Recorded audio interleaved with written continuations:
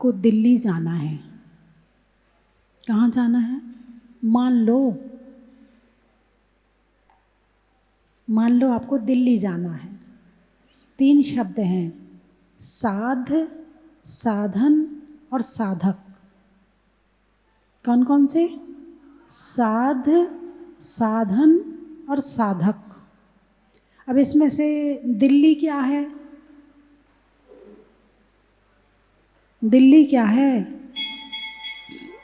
साध है। क्या है? साध है। जाने वाला कौन है? साधक है। और गाड़ी से जाओगे तो गाड़ी क्या है? साधन बड़ी जल्दी पहचानते हो। साध और साधक को पहचानना मुश्किल है। साधन बड़ी जल्दी बोल दिया। साधन क्या है? गाड़ी है। साध क्या है? दिल्ली है। साधक कौन है? जो जा रहा है वो साधक है। ठीक है। अब मोक्ष जाना है। कहाँ जाना है? मोक्ष जाना है। तो मोक्ष क्या है? साध है। जाने वाला कौन है? साधक है। और कैसे जाओगे? कौन सी गाड़ी से जाओगे? मुझको वह गाड़ी मिले, बैठ मुक्ति में जाए, मंजिल पर पहुंचाएगी, शत शत शीश झुकाए। मुनि सुब्रत विधान किया है, शांतिनाथ विधान, उसमें आई है ये लाइन है ना। अब मोक्ष जाना है तो साध्य कौन है? मोक्ष। साधक कौन है? जाने वाला। और साधन क्या है? इसमें साधन वाली बात है, क्योंकि वहाँ आपकी ये जो गाड़ियाँ हैं ना, जिस गाड़ी में बैठ के यहाँ आए हो वो गाड़ी वहाँ नहीं जाती है। शरीर भी साधन है। इसमें क्या होगा? शरीर हो जाएगा साधन। अच्छा, मोक्ष जाना है तो 2 तरह का मोक्ष होता है, एक द्रव्य मोक्ष, एक भाव मोक्ष। मोह का छूट जाना भाव मोक्ष है। क्या? मोह का छूट जाना भाव मोक्ष है। जब अरिहंत भगवान के 4 घातिया कर्मों का नाश हो जाता है तो वो अभी संसार में हैं, लेकिन उनको भाव मोक्ष हो गया। क्या हो गया? भाव मोक्ष। द्रव्य मोक्ष मतलब जब 8 कर्म का नाश हो जाएगा, शरीर भी छूट जाएगा, तब द्रव्य मोक्ष होगा। तो मोक्ष का मतलब ये नहीं है कि कोई जगह है हमें वहाँ जाना है। हमने जगह पर्टिकुलर निश्चित नहीं करी है। आत्मा में ही बंध है और आत्मा में ही मोक्ष है। बंध से छूटे तो मोक्ष हो गया, और बंधन में बंधे तो मोक्ष से दूर हो गए। बस ये है मोक्ष की परिभाषा। क्या है? बंधन में बंधे कौन सा परवारा है? अरे बोलिए ना, कौन सा परवारा है? रक्षाबंधन। क्या आ रहा है? रक्षाबंधन। नाम ही बंधन है। जहाँ बंधन है वहाँ मोक्ष नहीं है, और जहाँ मोक्ष है वहाँ बंधन नहीं है। जब तक मोह रूपी कर्म का बंधन है तब तक मोक्ष नहीं है। और मोह छूटते ही भले संसार में रहोगे, अरिहंत भगवान संसार में रहते हैं लेकिन मोक्ष के सुख का अनुभव कर रहे हैं, क्योंकि उनका मोह छूट चुका है। अभी तुम्हारी सारी मंजिल बाहर है। घर में बैठे थे तो जहाजपुर जाना है, जहाजपुर आए तो घर जाना है। अरे बोलिए ना, घर में बैठे थे तो जहाजपुर जाना है, जहाजपुर आए तो घर जाना है, घर गए तो किसी के मरण में जाना है, मरण से लौटे तो किसी के परण में जाना है, परण से लौटे, परण यानी शादी। खैर अभी शादी का सीज़न नहीं है, आ जाएगा। मरण, परण और जन्म। मरण, परण और जन्म, बस यही तुम्हारी मंजिल है, इससे ज़्यादा तुम्हारी मंजिल नहीं है। तो क्या मंजिल का मतलब होता है जहाँ से वापस ना आना पड़े। मंजिल का मतलब होता है पहुँचने के बाद लौटना ना पड़े, उसका नाम है मंजिल। लेकिन जिसे तुमने मंजिल बनाया है वो सारी अस्थाई मंजिल है, एक भी स्थाई नहीं है। जहाँ जाओगे लौट के आना पड़ेगा, फिर जहाँ लौट के गए हो वहाँ भी स्थाई नहीं हो, वहाँ से भी जाना पड़ेगा। आज नहीं तो कल, 7 दिन के अंदर जाना ही पड़ेगा। क्या 7 दिन के अंदर जाना पड़ेगा वहाँ से आपको? हाँ या ना? सही है कि नहीं? नहीं माता जी, हम तो बहुत दिन तक रहेंगे, 7 दिन की बात क्यों करते हैं, हम तो बहुत दिन तक रहेंगे। 7 दिन, सोमवार, मंगलवार, बुधवार, गुरुवार, शुक्रवार, शनिवार और रविवार, इन 7 दिन के अंदर में आए हो और इसी 7 दिन के अंदर चले जाओगे। तो मंजिल क्या है? आए कहाँ से हो और जाना कहाँ है? कहाँ से आए हो? कहाँ से आए आप? जोर से बोलो, पड़ोसन ने यूं कर दिया, चुप रहे। हाँ बोलो, कहाँ से आए हो? यवला से। अच्छा, आप लोग कहाँ से आए हो?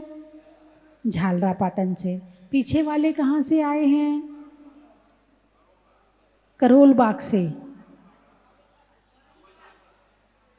अच्छा, वो कहीं से तो आए हो, कोई गांव का नाम बता रहे हो, कहीं उस गांव से आए हो, ठीक है। और आप लोग कहाँ से आए हो? सुजानगढ़ से आए हो, बहुत बढ़िया। मैंने प्रश्न क्या किया था? हाँ मैंने कहा था, चुप रहे। मैं समझ गई थी। मैंने प्रश्न क्या किया था? आप कहाँ से आए हो? अभी तो सुजानगढ़ से आए हो या जहाँ से भी, इसके पहले कहाँ से आए हो? घर में एक सास है, बहू है, पति है, बेटा है, नाती है, पोता है, बिटिया है, जवाई है, दमाद है, सब एक जगह इकट्ठे हो गए। लेकिन इसके पहले कहाँ से आए थे? अरे बोलिए ना। नहीं पता। प्रश्न का उत्तर होगा नहीं पता। ये नहीं पता बहुत अच्छा है, और इसको पता करते भी नहीं है कभी जिंदगी में। ना स्वाध्याय करेंगे, ना पढ़ेंगे, ना प्रवचन सुनेंगे, पता करेंगे भी नहीं, और नहीं पता बोलने में बड़े होशियार हैं। एक अंग्रेज था, वो भारत आया तो लाल किले में गया, तो उसने पूछा कि अंग्रेजी में पूछा, बोले ये किसने बनवाया? तो सामने वाले ने कहा नहीं पता। फिर वो आगरा गया, बोले ये किसने बनवाया? बोले नहीं पता। फिर वो और भी जगह घूमने गया, पूछा ये किसने बनवाया? बोले नहीं पता। किसी की अर्थी जा रही थी, उसने पूछा ये किसकी अर्थी जा रही है? बोले नहीं पता। बोले ओ हो, कितना अच्छा आदमी था, ये नहीं पता। इसने लाल किला बनवाया, इसने ताजमहल बनवाया, इसने ये बनवाया, और ये नहीं पता आज मर गया है और अब जा रहा है। नहीं पता उसने नाम समझा, जबकि नहीं पता का मतलब मुझे नहीं मालूम, लेकिन वो समझे ये नहीं पता नाम का कोई आदमी है जो ये सारी चीज़ें बनवा रहा है, और आज ये मर गया है, अब ये मर कर के जा रहा है। ये नहीं पता शब्द बस रट लिया है। अभी स्कूल में बच्चे से कोई प्रश्न पूछें और वो कहे नहीं पता, फिर क्या होगा? अरे बोलिए ना, क्या होगा? हाँ, डांट पड़ेगी। बच्चे को माँ पढ़ा रही है और कुछ पूछे और बेटा कहे नहीं पता, तो माँ क्या करेगी? हैं? दुकान में ग्राहक आया और तुमसे पूछता है भाई साहब आपकी दुकान में ये सामान है क्या, और आपने कह दिया नहीं पता। अरे बोलिए ना, क्या दिमाग खराब है? दुकान में खड़ा, पता नहीं है तो काहे को खड़ा है? चार सुनने मिलेगी नहीं मिलेगी? हैं? घर में पूछा भोजन बना कि नहीं बना, बोले नहीं पता। हाँ, सब जगह जोड़ो ये शब्द, कहाँ कहाँ तुम इसका उपयोग करते, कहाँ इसका दुरुपयोग करते हो। वहाँ तो सब पता है, कोई कह तो दे कि तुम्हें ये नहीं पता, अरे हमें सब पता है, हम सब जानते हैं। और यहाँ देखो तो नहीं पता, घर में देखो तो सब पता, ये पता ही पता का चक्कर है सारा।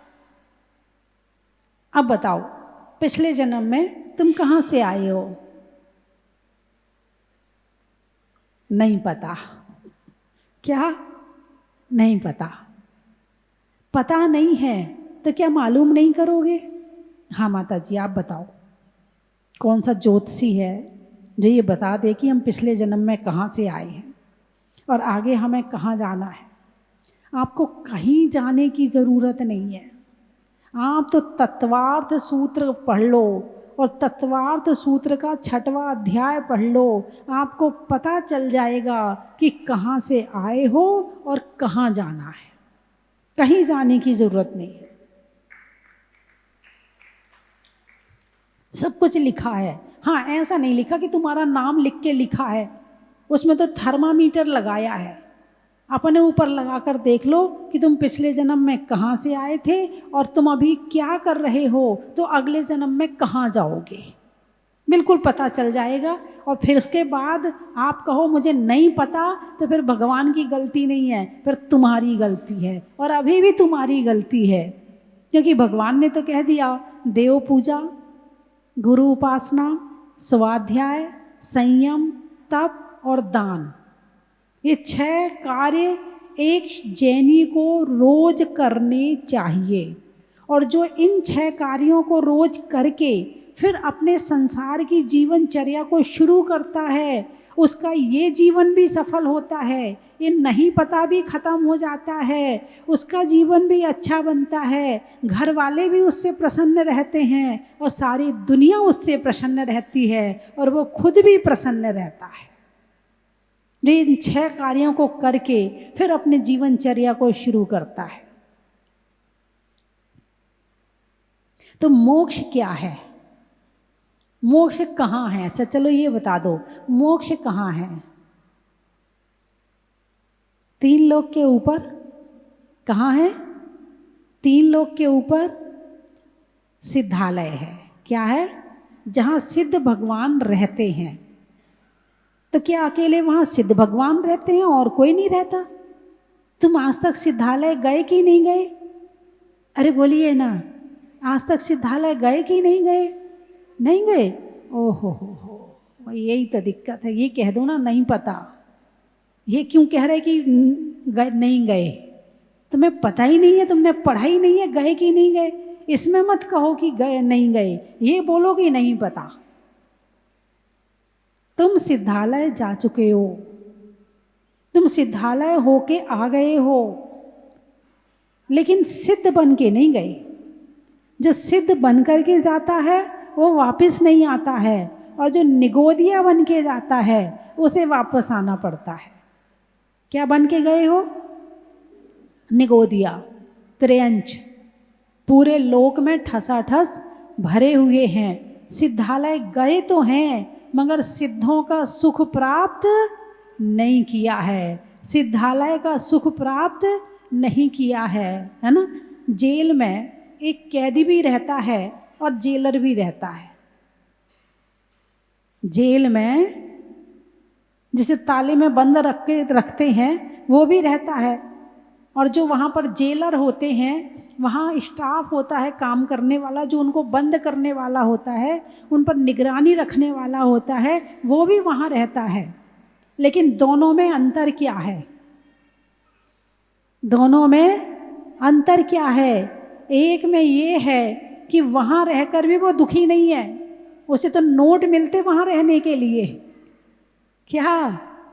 वहाँ रहने के लिए उसे नोट मिलते हैं। जब चाहे छुट्टी ले सकता है, जब चाहे बाहर जा सकता है, वो स्वतंत्र है। और एक जेल में रहता है, जेल में बंद रहता है, अपनी मर्जी से जा नहीं सकता, अपनी मर्जी से कोई काम नहीं कर सकता। वहाँ जैसा कहा जाएगा वैसा करना पड़ेगा। स्थान एक है और दोनों के अनुभव में अंतर है। ऐसे सिद्धालय में निगोदिया जीव भी रहते हैं और सिद्ध भगवान भी रहते हैं। सिद्ध भगवान अपने सुख का अनुभव करते हैं और जो निगोदिया जीव हैं वो अपने दुख का अनुभव करते हैं। अब बोलो, सिद्धालय जाना कि नहीं जाना? मोक्ष जाना कि नहीं जाना? मोक्ष कहाँ है? मोक्ष सिद्धालय में है कि मोक्ष अपनी आत्मा में है? सबसे पहले ये निश्चित करना पड़ेगा, सुख सिद्धालय में है या आत्मा में है।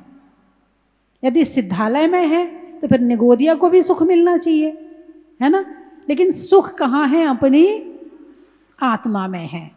तो मैं साध साधक मैं अबाधक, कर में अरु तसु फल निते, चित पिंड चंड अखंड सुगुण करंड चुतपुनि कल निते। लाइनें कहाँ की हैं? अरे बोलिए ना, पढ़े नहीं? पता नहीं, बोल दो। पता नहीं,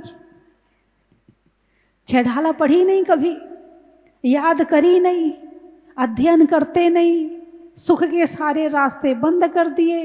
फिर दुख आए तो कहते हे भगवान अब तुम ही ठीक कर दो। अब भगवान के पास कोई गोली थोड़ी है कि तुमने गोली खाई और ठीक हो गया।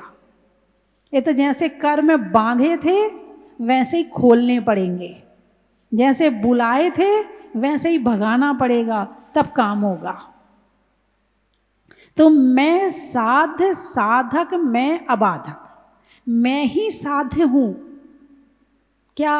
मंजिल भी मैं हूं, रास्ता भी मैं हूं और चलने वाला भी मैं हूं। बात समझ में आई कि नहीं आई? मंजिल भी मैं हूं, रास्ता भी मैं हूं और चलने वाला जो साधक है जिसको प्राप्त करना है वो मैं हूं। तीनों मैं ही हूं, यहां दूसरा कोई नहीं है। साध साधन और साधक, ये तीनों का अंतर जहां खत्म हो जाए उसका नाम है ध्यान। क्या नाम है? ध्यान। किसको पाना है? आत्मा को पाना है। किससे पाना है? आत्मा से पाना है। किसके द्वारा पाना है? आत्मा के द्वारा पाना है। इसमें सारी क्रिया मेरे में ही घटित होनी है। कर्म भी मैं ही हूं, कर्ता भी मैं ही हूं और करण भी मैं ही हूं। मैं ही सब कुछ हूं, दूसरा इसमें कुछ भी नहीं है। अब ये बात तो समझ में थोड़ी कम आ रही होगी आपको, क्योंकि आज तक बाहर की जिंदगी देखी है। जब से आंखें खोली हैं तब से किसी ने आत्मा की बात बताई नहीं है, किसी ने कही नहीं है कि मैं ही करता हूँ, मैं ही कर्म हूँ, मैं ही करण हूँ। किसी ने बताई नहीं है, किसी ने ये कहा ही नहीं है कि मैं ही साध्य हूँ, मैं ही साधक हूँ, मैं ही साधन हूँ। किसी ने बताया ही नहीं है। सबने बताया हाँ बेटा स्कूल तेरी मंजिल है, अच्छा रिजल्ट तेरी मंजिल है, पढ़ाई तेरी मंजिल है, IAS बनना तेरी मंजिल है, CA बनना तेरी मंजिल है, अच्छे से रहना तेरी मंजिल है, नौकरी करना तेरी मंजिल है, दुकान जाना तेरी मंजिल है। किसी ने बताया ही नहीं है कि आत्मा नाम की कोई चीज भी होती है। हे बेटा तू आत्मा है, तू इसके साथ साथ अपने आप को भी जान। आज तक किसी ने ये शिक्षा दी नहीं है, हाँ या ना। और जहां से मिलती है वो सारे रास्ते बंद कर दिए। प्रवचन से मिलती है वो सुनते नहीं है, मंदिर से मिलती है तो मंदिर में मन लगता नहीं है। बस कहा जाता हमारा तो पूजा करने का नियम है, हम तो रोज पूजा कर लेते हैं। बस पूजा तक सीमित हो गए, उससे आगे बढ़े ही नहीं। पूजा क्यों कर रहे हैं? पूजा किसकी कर रहे हैं? पूजा करने से क्या होता है? जिसकी पूजा कर रहे हैं वो कौन है? जिसकी पूजा कर रहे हैं उसके क्या गुण हैं, कभी जानने का प्रयास ही नहीं किया। बस हमारे यहाँ तो सब लोग पूजा करते हैं, हम भी पूजा कर लेते हैं, हमारे यहाँ रोज मंदिर जाते हैं, हम भी चले जाते हैं। बस छोटे से थे, मंदिर लेकर के आए, धोक दे धोक दे धोक दे, गर्दन पकड़ी, धोक दिला दी। अब उसने देखा यहाँ आऊँगा, ये गर्दन पकड़ेंगे, धोक दिलाएंगे, 2-4 दिन बाद वो खुद ही धोक देने लगा। तुम खुश हो गए, वाह मेरा बेटा देखो कितनी अच्छी धोक देता है, मेरा बेटा देखो कितनी अच्छी नमस्कार करता है। तुमने केवल उसके शरीर को संस्कारित किया है, तुमने उसके मन को संस्कारित नहीं किया, तुमने उसकी आत्मा को संस्कारित नहीं किया। तुमने शरीर को तो झुका दिया, मगर तुमने ये नहीं बताया ये कौन है, इनके क्या गुण हैं, इन्हें नमस्कार हम क्यों कर रहे हैं, हम इनके चरणों में क्यों झुकते हैं, हम मंदिर क्यों आते हैं, हम इनकी पूजा क्यों करते हैं। तुमने ये सब कुछ नहीं बताया। तो जब तक वो तुम्हारे कब्जे में रहता है तब तक तो धोख देता है। क्या? जब तक वो तुम्हारे कब्जे में रहता है तब तक धोख देता है, और जैसे ही तुम्हारे प्रभा मंडल से, आभा मंडल से बाहर निकलता है, वो मंदिर जाना बंद कर देता है। आई समझ में कि नहीं आई? मंदिर जाना बंद कर देता। अरे क्या होते हैं भगवान, क्या होता मंदिर जाने से? कुछ नहीं होता, तुम ही जाओ मंदिर, तुमने पाप किए हैं। क्यों? क्योंकि भगवान से परिचय नहीं हुआ है। यदि भगवान के गुणों से परिचय करवा दिया होता, इनकी महानता से परिचय करवा दिया होता, इनके पूर्व जो इन्होंने कार्य किए हैं उससे परिचय करवा दिया होता है, भगवान क्या होते हैं, उनकी भक्ति से क्या फल मिलता है उससे परिचय करवा दिया होता, तो तुम्हें कहने की जरूरत नहीं पड़ती कि बेटा मंदिर जा, बेटा अभिषेक कर, बेटा पूजा कर।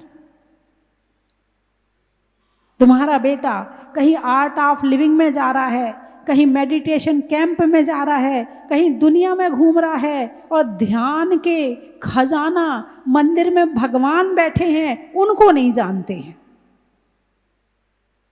बात समझ में आई कि नहीं आई?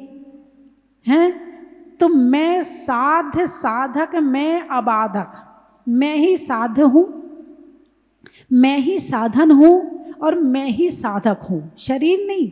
इसमें शरीर भी नहीं आएगा।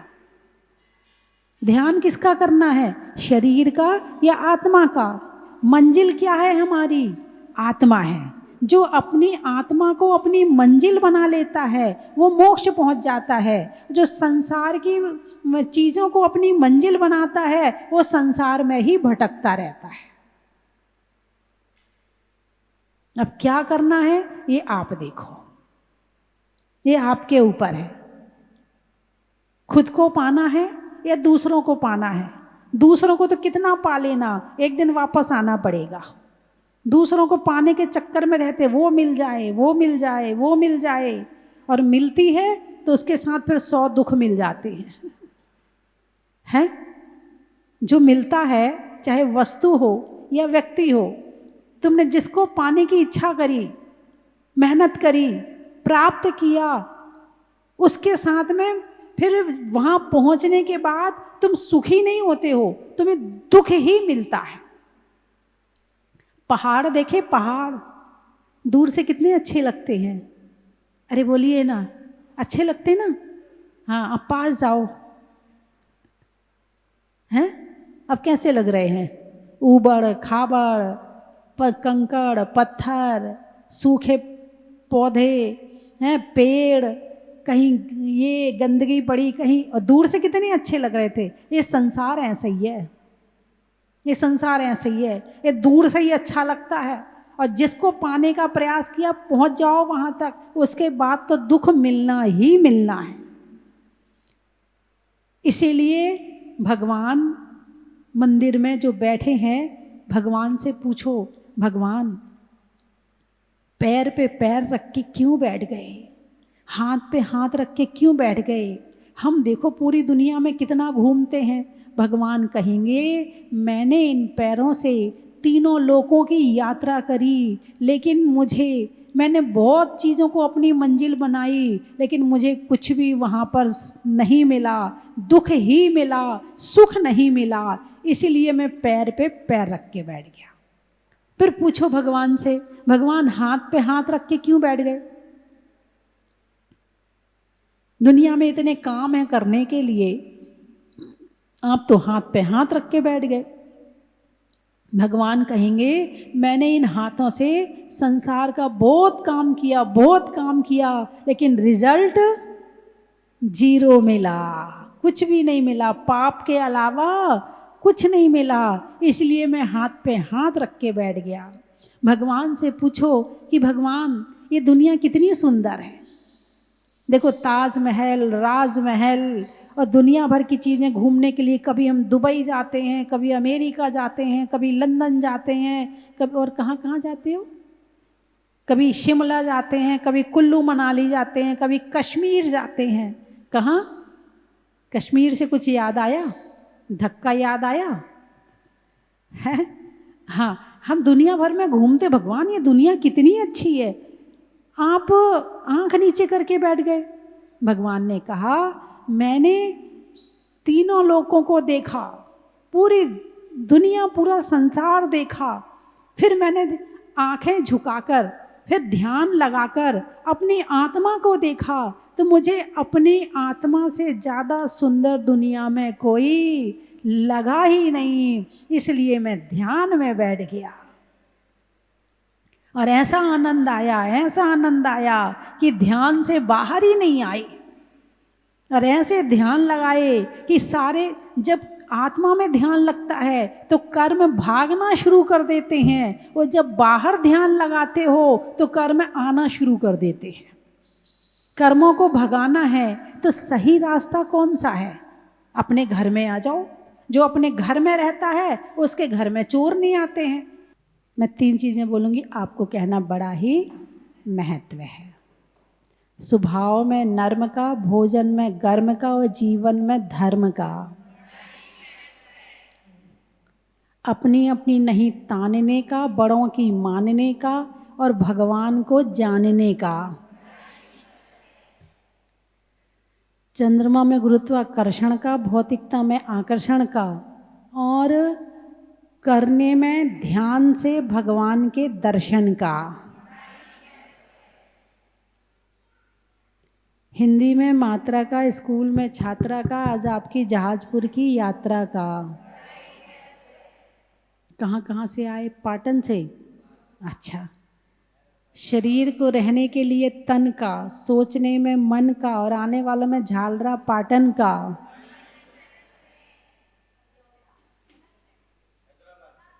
मलास खेड़ा। अच्छा। भोजन में बड़ा का, गर्मी में घड़ा का और आने वालों में मलास खेड़ा का। यवला है।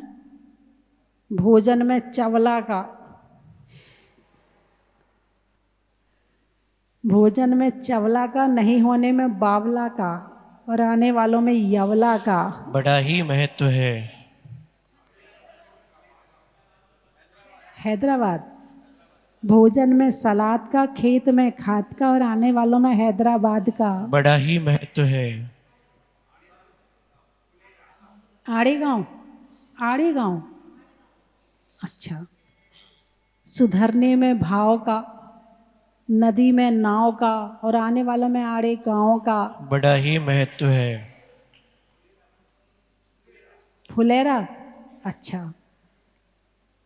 सतियों में अनंग सरा का, जीवन में जरा का और आने वालों में फुलेरा का। बड़ा ही महत्व है।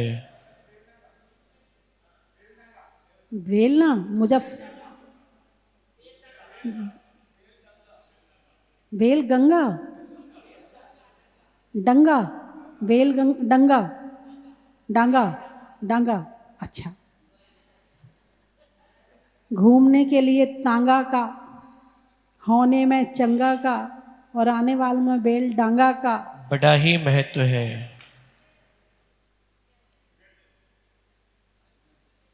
जोर से बोलो। अजमेर। जंगल में शेर का, फलों में बेर का और आने वालों में अजमेर का। बड़ा ही महत्व है।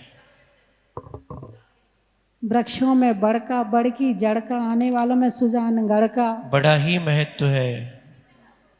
गाने में सुर का, नृत्य में नुपुर का, आने वालों में सीतापुर का। बड़ा ही महत्व है। रिश्तों में ससुर का, देवों में असुर का, आने वालों में जयपुर का। बड़ा ही महत्व है। नोएडा, कोटा, सावन की घटा का, रसोई में पटाखा और आने वालों में कोटा का। बड़ा ही महत्व है। आसीन, अच्छा, देखने में अच्छे सीन का, बजाने में बीन का और आने वालों में आसीन का। बड़ा ही महत्व है। पूना, पान में चूना का, गाड़ियों में लूना का और आने वालों में पूना का। बड़ा ही महत्व है। बोलिए 24 भगवान की। चलिएगा। परम पूजनीय भारत गौरव स्वस्ति धाम प्रणेत्री गुरु माँ गण्यारे का स्वस्ति भूषण माता जी का 30वां मंगलमय चातुर्मास भूगर्भ से प्रकटित अतिशयकारी बड़े बाबा मुनीश्वरनाथ भगवान की पावन छत्र छाया में चल रहा है। चातुर्मास के दौरान कई कार्यक्रम होने हैं। उनमें सबसे मुख्य कार्यक्रम 40 दिन एक महाअनुष्ठान प्रारंभ हो चुका है 12 जुलाई से और ये चलेगा 20 अगस्त तक। एक दिन के 40 का पुण्यार्जन आप कर सकते हैं, जिसकी न्योछावर राशि मात्र 2100 रुपये है। पूज्य माता जी पूरे संघ के साथ में दोपहर 3 बजे से बड़े बाबा के पावन चरणों में बैठ करके पुण्यार्जक परिवारों की ओर से और जो भी भक्तगण यहाँ आते हैं उन सबके साथ में बैठकर 40 का पाठ प्रतिदिन 40 बार पाठ करती है। अपने घर में सुख, शांति, समृद्धि, शनि ग्रह बाधा को दूर करने के लिए, रोग शोग आदि व्याधि को दूर करने के लिए एक दिन का 40 का पुण्यार्जन आप कर सकते हैं, जिसकी सूचना आप स्वस्ति धाम पर दे सकते हैं। उस दिन सुबह जो शांति धारा होगी बड़े बाबा की, उसमें भी आपके परिवारजनों का नाम बोला जाएगा। बहुत बहुत धन्यवाद। इसी दौरान 25 जुलाई से 9 अगस्त तक अधिक पखवाड़ा है और उसमें 16 दिन तक प्रतिदिन शांति विधान होंगे। पूज्य गुरु माँ के सत्संग पावन सानिध्य में एक दिन के शांति विधान का पुण्यार्जन कर सकते हैं अपने परिवार की ओर से। उसकी भी न्योछावर राशि मात्र 2100 रुपये है। आप अपनी सूचना दे सकते हैं। धन्यवाद। जय जिनेन्द्र बंधुओं, तप, त्याग, साधना का महापर्व पर्वाधिराज पर्युषण महापर्व वर्ष 2025 शुरुआत होगी 28 अगस्त से 6 सितंबर तक। परम पूजनीय भारत गौरव गुरु माँ गण्यारे का स्वस्ति भूषण माता जी के पावन निर्देशन में एक श्रावक संस्कार एवं साधना शिविर का आयोजन यहाँ पर होने जा रहा है। हम वर्ष में 10 दिन इतनी साधना करें, इतना तप करें, इतना त्याग करें कि पूरे वर्ष भर के पापों का शमन हो जाए। और यदि ये साधना किसी अतिशय क्षेत्र पे जाकर के गुरुओं के सानिध्य में की जाए तो सोने पे सुहागा होता है। और पूज्य माता जी जो हर वर्ष साधना शिविर लगवाती है, इस वर्ष ये सौभाग्य स्वस्ति धाम जहाजपुर में आकर के आप सबको मिलने वाला है। तो आप अपना रजिस्ट्रेशन करवा सकते हैं। रजिस्ट्रेशन प्रारंभ हो चुका है। श्रावक संस्कार साधना शिविर में बैठ करके भक्ति करने का सुनहरा मौका मिला है 28 अगस्त से 6 सितंबर 2025 तक। आप अपनी रजिस्ट्रेशन की सूचना स्वस्ति धाम कार्यालय में दे सकते हैं। धन्यवाद।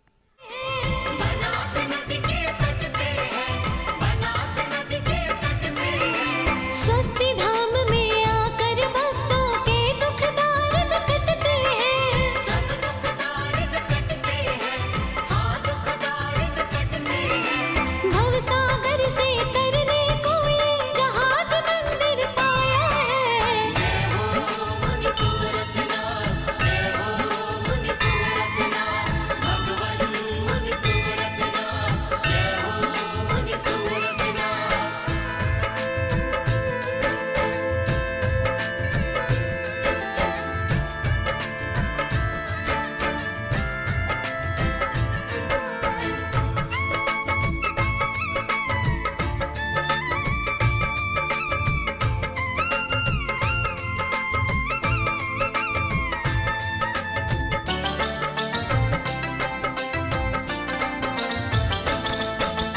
चलने में जो पाथ कहे मित्रों में है जो साथ का।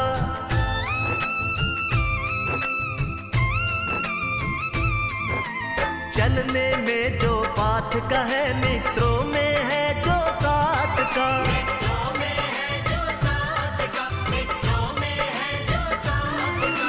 तीर्थंकरों में महत्व वो ही है मुनि सुव्रत नाथ का।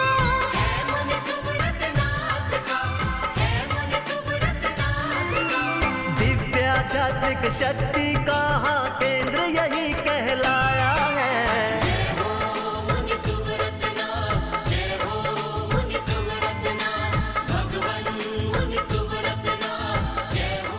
कंचन की थाल को सजाओ रे आज, रत्नों की थाल को भर लाओ रे आज।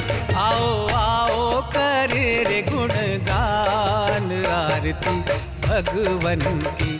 आओ आओ करे गुणगान आरती भगवन की। आओ आओ करे रे गुणगान आरती भगवन की।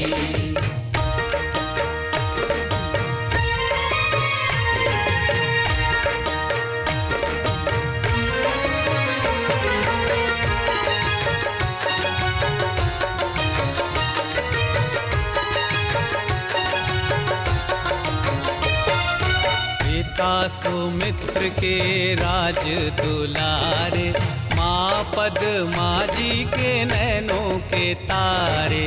पिता सुमित्र के राज दुलारे, माँ पद्मा जी के नैनों के तारे।